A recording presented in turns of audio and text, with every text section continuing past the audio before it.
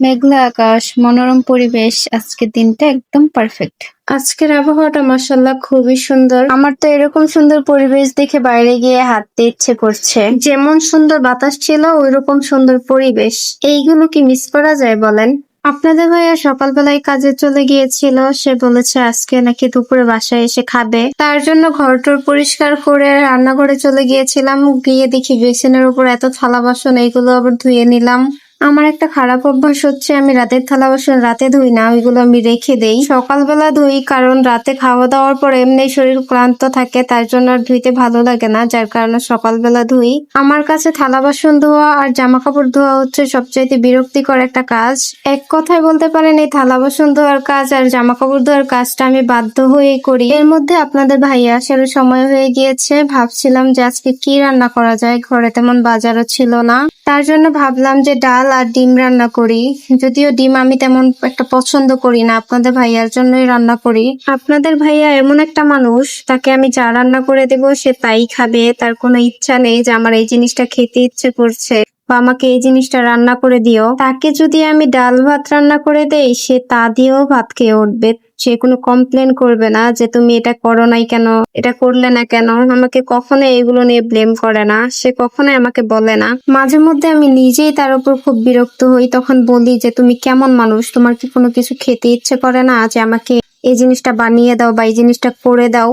সে বলে যে না, তুমি যেটা রান্না করে দিবে আমি সেটাই খেয়ে নেব।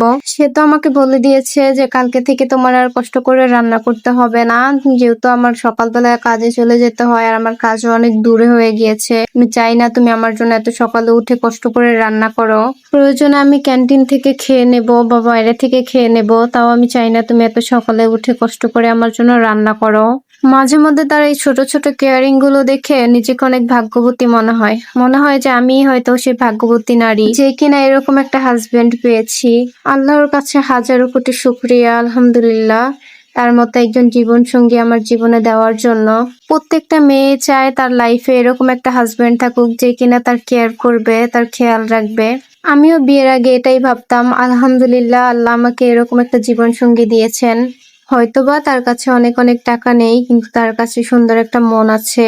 আমি কিন্তু তার শূন্য পকেটে হাত ধরেছি, আমি এটা ভেবে ধরিনি যে সে আমাকে কি খাওয়াবে কি পড়াবে, কিন্তু আলহামদুলিল্লাহ সে আমাকে যথেষ্ট ভালো রাখার চেষ্টা করেন।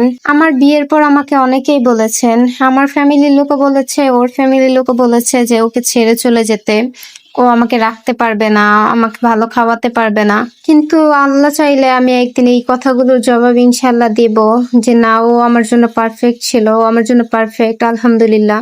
জানি না আল্লাহ কাকে কিরকম রাখে, কে কিরকম থাকে বা কার জীবনে কি আছে, এটা কেউ বলতে পারবে না আল্লাহ তাআলা ছাড়া। আমি তাকে ছেড়ে দেবার জন্য হাত ধরিনি, ইনশাল্লাহ আমি মৃত্যুর আগ পর্যন্ত তার হাত এভাবেই ধরে রাখবো। আমি আমার লাইফে দুইটা মানুষকে নিয়ে অবশ্যই গর্ব করে বলবো, এক হচ্ছে আমার শাশুড়ি আর এক হচ্ছে আমার হাজবেন্ড, যে কিনা সবসময় আমার পাশে ছিল, আছে, আলহামদুলিল্লাহ, ইনশাল্লাহ ভবিষ্যতেও থাকবে। এই দুইটা মানুষকে নিয়ে বলতে গেলে শেষ হবে না। হয়তো তিনিও আমার মায়ের মতো আমাকে বকা দেন বা আমাকে বোঝান, আমার মায়ের মতোই আমাকে সবকিছু করেন। আল্লাহ যেন আমাদেরকে ওইরকম তৌফিক দান করেন তার বৃদ্ধ বয়সে তার পাশে থাকার জন্য, আমরা যেন তার পাশে থাকতে পারি।